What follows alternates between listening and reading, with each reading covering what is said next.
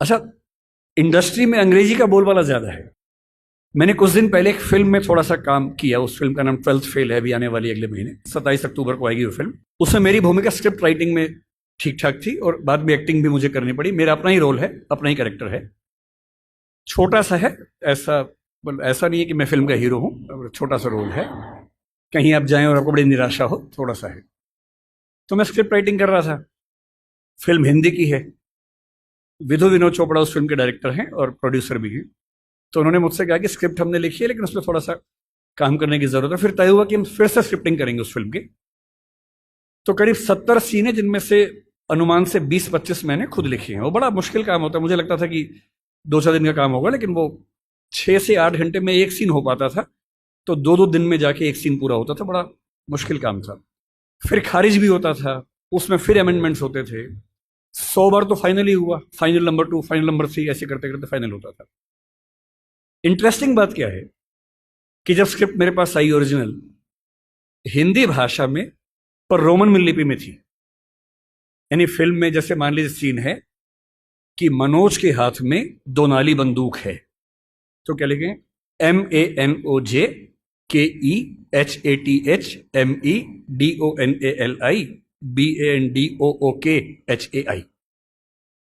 अच्छा, मुझे हिंदी रोमन लिपि में पढ़ने में बड़ी बाधा होती है, दुविधा होती है। एक तो बात यहां से वहां हो जाती है। जैसे कोई ध और ढ का अंतर बता ही नहीं सकता अगर मैं रोमन में लिखूं। कोई ऐसा शब्द हो जिसमें ध और ढ में कंफ्यूजन हो जाए। अब मैं कुछ भी करके नहीं समझ सकता कि DH ध है कि ढ है, क्योंकि वो लिपि मेरी भाषा के हिसाब से बनी ही नहीं है। ड़ अंग्रेजी में मैं कितनी भी कोशिश करूं लिख ही नहीं सकता हूं, ण लिख ही नहीं सकता हूं। मैं हरियाणा में जा रहा हूं और मैं हरियाणा में बोल रहा हूं कि बालक इधर आ। बालक नहीं बोलते हैं, ड़ बोलते हैं, जो ड़ भी नहीं है ल भी नहीं है, दोनों के बीच के साउंड है। अब मैं रोमन में कितनी भी कोशिश करके लिख ही नहीं सकता वो चीज। और एक्टर को बोलना क्या है? बालक। सड़क नहीं लिख सकता हूं, SARAK या SADAK। कैसे लिखूं? या तो उस लिपि को उसके फोनेटिक्स के हिसाब से चेंज करूं, जो फिलोसफी में हम करते भी हैं। नहीं तो कैसे काम चले? तो मैंने उनसे कहा, मैंने कहा सर, मैं देखिए मुझे बड़ी असुविधा होती है इसमें। मैं देवनागरी में लिखूंगा और आप कहेंगे तो मैं उसको रोमन में कर दूंगा बाद में, पर पहली बार मैं आत्मा में उतरने दो, मुझे देवनागरी में लिखने दो। तो उनको आश्चर्य हुआ कि ऐसा भी होता है, क्योंकि उस इंडस्ट्री में आमतौर पर ऐसा नहीं होता है। तो मैंने देवनागरी में एक सीन लिखा, लिख के भेजा। नियम था कि मैं रोज रात को 3 बजे ईमेल करता था। मेरा शेड्यूल था 3 बजे सोने का, उनका था 5 बजे उठने का। तो 5 बजे उठ के पढ़ते थे और 6 बजे तक कमेंट्स आ जाते थे। फिर मैं उठने के बाद उसको ठीक करता था। तो जब पहली बार मैंने भेजा उनको हिंदी में सीन लिख के, तो नेक्स्ट डे वीडियो कॉल हमारी चल रही थी। अब सोचिए, विधु विनोद चोपड़ा जो कि बहुत बड़े डायरेक्टर प्रोड्यूसर है इस इंडस्ट्री के, 5-6 लोग टीम में हैं, बड़े बड़े लेखक हैं, डायरेक्टर्स हैं, वो सब उस टीम में वीडियो कॉन्फ्रेंसिंग में हैं। सबके सामने क्या बोले? बोले यार ईमानदारी की बात है, पढ़ के मजा आ गया। मुझसे काफी बड़े हैं, मुझे छोटे भाई की तरह मानते। बोले विकास अब तू ऐसे लिख यार, ऐसी मजा आता है। और बाकी टीम को बोले कि तुम्हें इंग्लिश में करना हो करना, बाद में हम हिंदी में करेंगे। उसके बाद वो पूरी फिल्म हिंदी में लिखी गई। बाद में इंग्लिश में हुआ, जब शूटिंग हुई तो उसको इंग्लिश में कुछ एक्टर्स के लिए किया गया, क्योंकि हर एक्टर नहीं समझ पाता। विशेष रूप से मान लीजिए कोई एक्टर दक्षिण भारत से आ जाए, उसको हिंदी में फिल्म शूट करनी है, कैसे करेगा बेचारा? उसको रोमन में लिख के देते हैं। पर कुछ लोग हैं, अमिताभ बच्चन एक जमाने में ऐसा करते थे, आशुतोष राणा इस समय ऐसा करते हैं। मेरे मित्र हैं, कुछ दिन पहले बता रहे थे कि उनकी स्क्रिप्ट अभी भी हिंदी में लिखी हुई आती है, देवनागरी में लिखी हुई आती है। उनका तेवर है कि भाई देवनागरी में पढ़ूंगा, रोमन में नहीं, आत्मा पकड़ में आती है, तो करते हैं उसमें। मेरा जो कहना है वो ये कि मनोरंजन की दुनिया में इतने अवसर हैं और उन अवसरों में हिंदी का मुकाबला किसी भाषा में नहीं हो सकता है।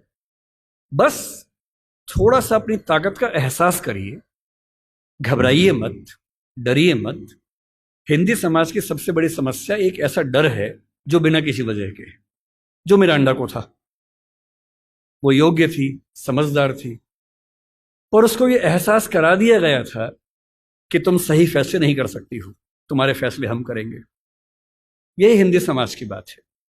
और हिंदी समाज से मेरा निवेदन सिर्फ इतना है, किसी भाषा से नफरत नहीं करनी है, बाहें फैलाकर सबका स्वागत करना है।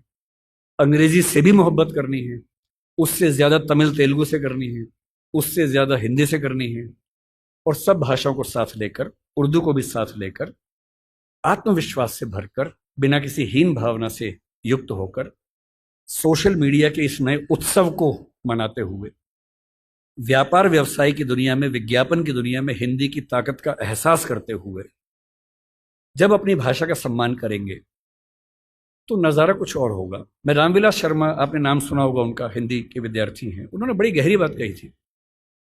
उनका एक कंसेप्ट है, आपने पढ़ाई होगा, हिंदी जातीयता को लेकर उन्होंने खूब बात की। उन्होंने कहा कि भारत की अकेली हिंदी भाषा है जिसमें जातीयता की भावना कम है। जो मैंने कहा ना कि स्पेनिश लोगों में, डच लोगों में, उन सब में अपनी भाषा के सम्मान का भाव है, जर्मन लोगों में, फ्रेंच लोगों में, वो भाव आपको मराठी में दिखेगा, तमिल में, तेलुगु में, कन्नड़ में, ओडिया में, बांग्ला में, सब में दिखता है। अपनी भाषा को लेकर एक गरिमा का भाव, सम्मान का भाव, पता नहीं क्यों वो हिंदी में नहीं दिखता है। थोड़ा लाइए, कॉन्फिडेंस से रहिए। कोई अंग्रेजी में डराए, मत डरिए। भारत में कोई आपसे कहे कि तुमको इंग्लिश नहीं आती है, उतना ही तेवर से कहिए तुमको हिंदी नहीं आती है। क्योंकि जिस देश में 57% आबादी हिंदी बोलती हो, अंग्रेजी सेकंड थर्ड लैंग्वेज में अच्छी खासी है, 10% से ऊपर है कुल मिला के। अगर तीनों स्तरों को मिला लें तो हिंदी की एकदम बाद अंग्रेजी आती है, फिर बांग्ला आती है, 10.5% के आसपास है। क्योंकि सेकंड लैंग्वेज, थर्ड लैंग्वेज में अंग्रेजी का बोलबाला बहुत ज्यादा है। फर्स्ट लैंग्वेज में वो केवल 2,70,000 लोगों की भाषा है। तो भी हिंदुस्तान में हिंदी नहीं आना और अंग्रेजी नहीं आना, अगर ये दोनों शर्मिंदगी की बातें हैं तो ज्यादा शर्मिंदगी की बात कौन सी है? हिंदी ना आना। तो कोई अगर आपसे बोले कि मुझको हिंदी नहीं आता है, तो आप ऐसे बोलना कि मुझको अंग्रेजी नहीं आता है, और और थोड़ी बहुत आती है, मेरा काम चल जाता है। अगर मुझे खेती करनी है तो मुझे अंग्रेजी क्यों चाहिए? अगर मुझे छोटा मोटा उद्यम करना है, अंग्रेजी क्यों चाहिए? हाँ, अगर मुझे सुप्रीम कोर्ट का वकील बनना है तो अंग्रेजी चाहिए। अगर मुझे एकेडमिक्स में, रिसर्च में जाना है, माइक्रोबायोलॉजी में जाना है, तो अंग्रेजी चाहिए। और उसमें भी धीरे धीरे क्यों ऐसा ना हो कि हिंदी में पढ़ने लिखने की संस्कृति बने। एक अंतिम निवेदन आपसे कर रहा हूं। हिंदी समाज को लेकर मेरी गंभीर शिकायत है कि हम पढ़ते लिखते नहीं हैं, अफवाहें फैलाते हैं, अफवाहें सुनते हैं, प्रभावित होते हैं। थोड़ा पढ़िए, तथ्यों को देखिए, रिपोर्ट्स को पढ़िए, किसी भी मुद्दे पर जो तथ्य हैं उनको समझकर अपनी राय बनाइए, दिमाग की खिड़कियां खोलिए। और मेरा मानना है कि एक समाज के तौर पर यदि हम ऐसे हो जाएंगे तो हमारा सम्मान खुद ब खुद दुनिया भर में होगा। केवल भारत का मसला नहीं है, पूरी दुनिया में होगा। धन्यवाद।